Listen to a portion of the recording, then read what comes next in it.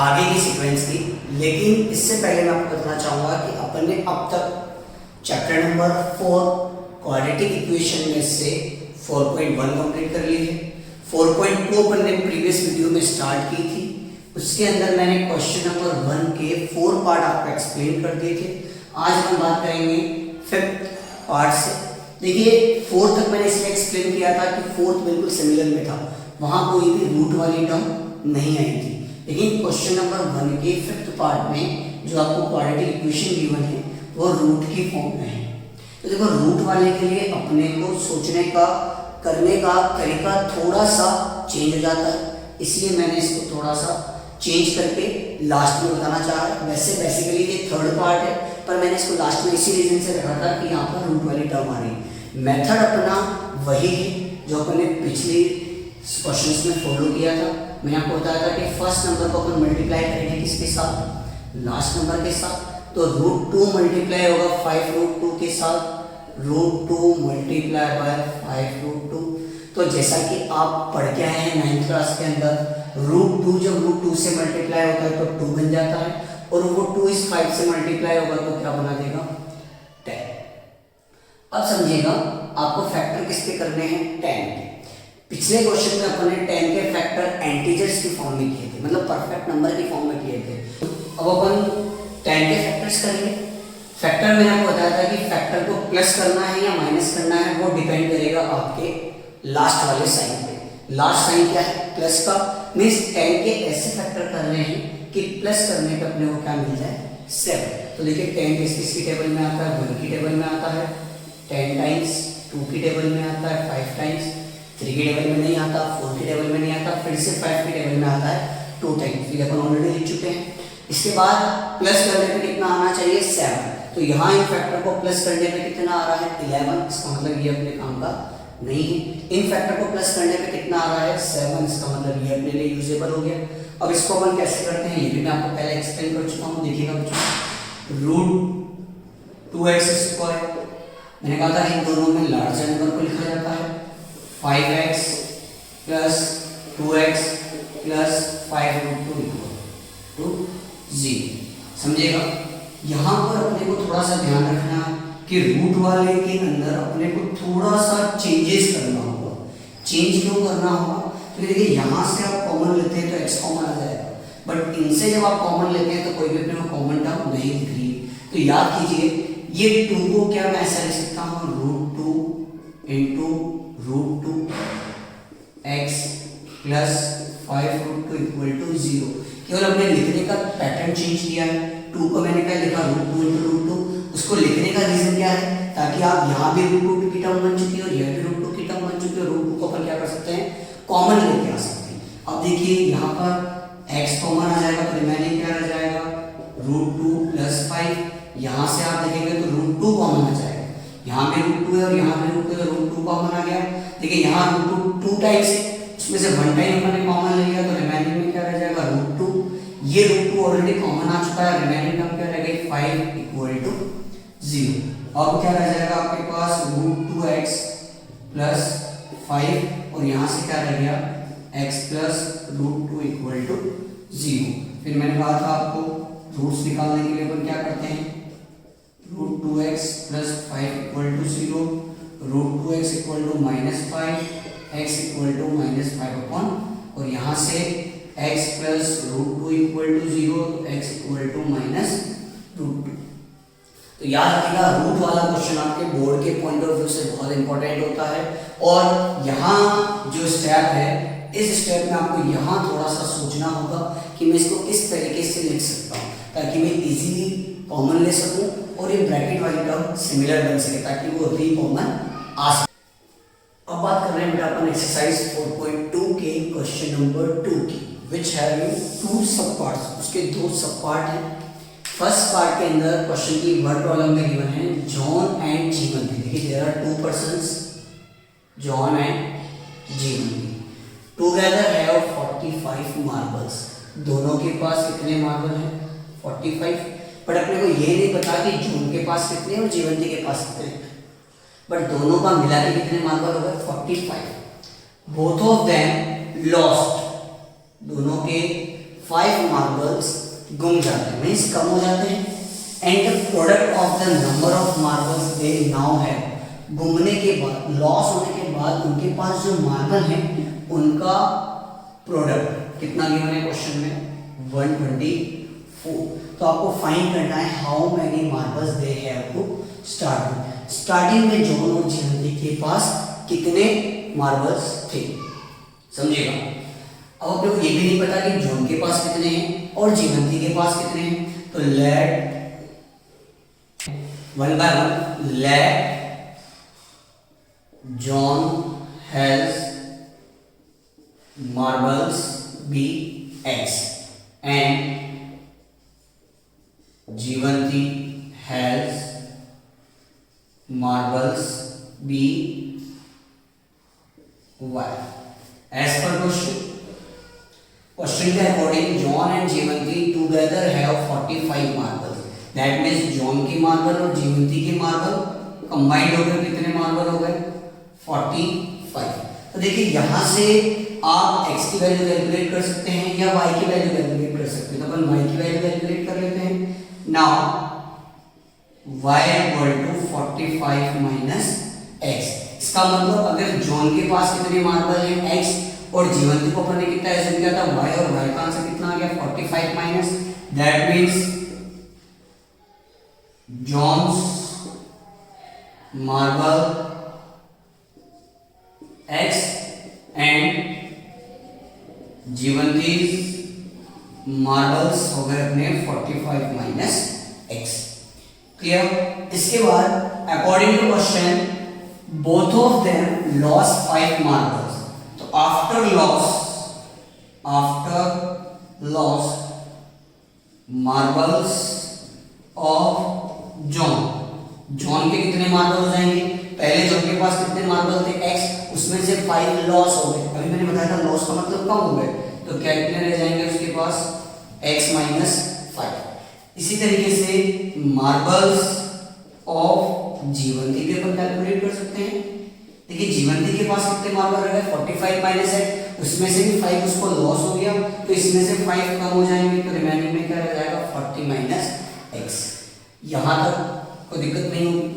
इसके बाद फिर आगे क्वेश्चन की डिमांड है कि प्रोडक्ट, किनका प्रोडक्ट, उनके मार्बल्स का, कौन से मार्बल्स का, दे नाउ है, अब उनके पास जो मार्बल बचे हुए हैं उन मार्बल्स का प्रोडक्ट। एज पर क्वेश्चन रिमेनिंग मार्बल्स हैं जॉन के x माइनस 5, जीवंती के हैं 40 माइनस x, और इन दोनों का प्रोडक्ट कितना है आपका 124।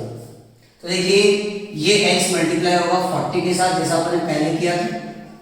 फर्स्ट 4.1 में minus 5 again multiply 40 minus x equal to 124। x multiply by 40 40x, x multiply by x square, minus 5 multiply by 40 200, minus multiply by minus plus 5x square equal to 124। समझिएगा minus x square like term कौन सी है 40x और 5x, और यहाँ पर 5x है, 5x और 40x मिलके 45x माइनस 200, ये साइड आएगा minus 124 equal to 0, minus x square plus 45x minus 324 equal to 0। फिर देखिए क्वाड्रेटिक इक्वेशन के अंदर माइनस का साइन नहीं होना चाहिए फर्स्ट टर्म के पास, तो इस पूरे को प्लस बनाने के लिए मैं इस पूरी इक्वेशन को माइनस से क्या कर दूंगा मल्टीप्लाई, तो ये बन जाएगा x square minus 45x plus 324 equal to 0। फिर वही अपना मेथड क्वाड्रेटिक इक्वेशन को सॉल्व कैसे करेंगे, फर्स्ट नंबर मल्टीप्लाई होगा लास्ट नंबर के साथ, क्या आंसर आएगा 324। 324 के ऐसे फैक्टर करने हैं कि प्लस करने में कितना है 45। तो जब अपन 324 के फैक्टर्स करते हैं ऐसे चेक करते हुए, तो अपन ऐसे फैक्टर में पहुंच जाते हैं 9 एंड 36। 9 और 36 को आप मल्टीप्लाई करोगे तो आपको मिलेगा 324, और 9 और 36 को प्लस करेंगे तो मुझे कितना मिल जाएगा 45। तो अब इसको लिखने का तरीका एक्स स्क्वायर, दोनों में से बड़े नंबर को लिखेंगे minus 9x plus 324 equal to 0। यहाँ से x कॉमन आ गया, x माइनस 36 माइनस का 9 कॉमन आ गया, x minus 36 equal to 0, x minus 36 and x minus 9 equal to 0। तो यहाँ से अपन ने क्वाड्रेटिक इक्वेशन को सॉल्व कर लिया। यहाँ से अब अपन रूट्स भी कैलकुलेट कर लेंगे। देखिएगा मैं यहाँ आपको सॉल्व करके बता रहा हूँ। अब यहाँ अपन बात कर रहे हैं आगे की। Now x minus 36 equal to 0 that is and x minus 9 equal to 0 that is equal to 9। इसका मतलब John's marbles be 36, then Jivanti marbles equal to, अपन ने बनाया था स्टार्टिंग में 45 माइनस एक्स, याद हो आपको 45 माइनस 36 दैट इज मीन्स 9। इसका मतलब अगर जॉन के पास 36 मार्बल है तो जीवंती के पास कितने हो जाएंगे 9 मार्बल। ये इसका फर्स्ट सॉल्यूशन हुआ। बट ऐसा भी हो सकता है कि x की वैल्यू कितनी निकल के आई है 9। इसका मतलब अगर जॉन्स मार्बल इक्वल टू 9, अगर सेकंड केस में जॉन के पास कितने मार्बल हैं 9, तो जीवंतीज मार्बल, जीवंती के मार्बल आप कैसे कैलकुलेट करेंगे 45 माइनस एक्स, 45 में से 9 माइनस होगा तो कितना आएगा 36। यस, अब हम बात कर रहे हैं बेटा क्वेश्चन नंबर 2 के सेकंड पार्ट की।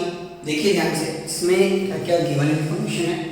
ए cottage industry produces certain number of toys in a day. एक इंडस्ट्री है जो कुछ टॉयज बनाने का वर्क करती है। The cost of production of each toy means one toy की cost was found to be 55 minus, that is 55 minus the number of toys produced in a day. The cost of each toy is 55 minus the number of toys produced in a day. इसका मतलब एक दिन में जितने toys produce किए जाते हैं उस पर डिपेंड करती है cost of one toy. That means अगर आपने एक दिन में 10 टॉय बनाए हैं, 10 टॉयज बनाए हैं, तो उसकी कॉस्ट क्या हो जाएगी 55 minus 10, because number of toys are 10। एक की कॉस्ट निकल के आ जाएगी। इसके बाद लिखा हुआ है ऑन ए पर्टिकुलर डे, एक किसी दिन द टोटल कॉस्ट, जो आपकी टोटल कॉस्ट निकल के आई है टॉयज की, वो कितनी निकल के आई है 750। तो कॉस्ट निकल के आई है, निकल के एज पर क्वेश्चन 750। तो आप समझते हैं हम, अभी तक अपने को ये नहीं पता कि उस पर्टिकुलर डे में कितने टॉयज प्रोडक्ट हुए हैं, कितने टॉयज प्रोड्यूस हुए हैं। सबसे पहले अपन एज्यूम कर लेंगे let number of toys produced on that day, उस दिन कितने प्रोड्यूस हुए हैं x, b x। एज पर question cost of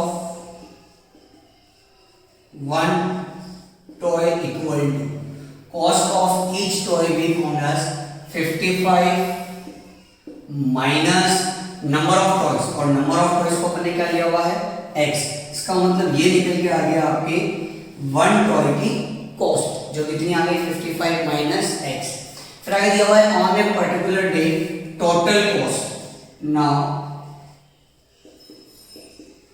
total cost of toys be 750। अब देखिए टोटल कॉस्ट कैसे निकल के आएगी, समझिएगा। अगर सपोज किसी कंपनी ने या किसी इंडस्ट्री ने एक दिन में 10 टॉय बनाए हैं और एक की कॉस्ट 45 है, तो मैं मल्टीप्लाई करूंगा तो मुझे टोटल कॉस्ट मिल जाएगी। इसका मतलब टोटल कॉस्ट किस पे डिपेंड करेगी, number of toys multiply by cost of one toy, that is equal to 750। Number of toys, जितने टॉयज बनाए हैं उसको मल्टीप्लाई करते हैं वन टॉय के साथ, तो टोटल टॉयज की कॉस्ट आ जाएगी। और कितनी गिवन है क्वेश्चन में 750। तो देखिए नंबर ऑफ टॉयज को अपन ने एज्यूम किया हुआ है x मल्टीप्लाई होगा कॉस्ट ऑफ द 1 टॉय अपन निकाल रखी है कितनी 55 minus x equal to 750। x multiply होगा 55 के साथ तो क्या बना देगा 55x, फिर x मल्टीप्लाई होगा x के साथ तो क्या बना देगा x square equal to 750। Transpose कर देते हैं उस तरफ तो चेंज हो जाएगा ये x square minus 55x plus 750 equal to 0। यहां तक अब वही अपना फर्स्ट नंबर जिससे मल्टीप्लाई होगा लास्ट नंबर के साथ क्या आंसर आ रहा है 750। 750 के ऐसे फैक्टर करने हैं कि प्लस करने पे कितना आ जाए 55। तो आप ध्यान से देखिए 30 एंड 25, 30 और 25 को अपन मल्टीप्लाई करेंगे तो कितना आ जाएगा 750। 30 और 25 को अपन ऐड करेंगे तो अपने को कितना मिल जाएगा 55x। अब देखिए x स्क्वायर उन दोनों में से लार्जर नंबर को लिखेंगे अपन 30x plus 25x plus 750 equal to 0। x similar method जो अपन ने पहले भी फॉलो किया था 25, सॉरी यहाँ भी माइनस का साइन आएगा तभी तो माइनस माइनस प्लस होगा, minus 30 equal to 0, x minus 30 and x minus 25 equal to 0। Now x minus 30 equal to 0 तो x इक्वल टू कितना हो जाएगा 30 और x माइनस 25 इक्वल टू 0 तो x का आंसर कितना आ जाएगा 25। अब क्वेश्चन है find out the toys produced on that day. उस दिन कितने प्रोड्यूस किए जा सकते हैं, मे बी 30 टॉयज भी प्रोड्यूस हो सकते हैं और 25 भी। देखिए अगर 30 प्रोड्यूस हुए होंगे तो नंबर ऑफ टॉयज अगर प्रोड्यूस हुए हैं 30 तो कॉस्ट निकल के आएगी 55 माइनस 30 इक्वल टू 25। और अगर उस दिन 25 टॉयज प्रोड्यूस हुए होंगे तो एक की कॉस्ट निकल के आ जाएगी 55 माइनस 25 इक्वल टू 30। तो आपकी जो कॉस्ट है टॉय की वो किस पे डिपेंड कर रही है, नंबर ऑफ टॉयज पे।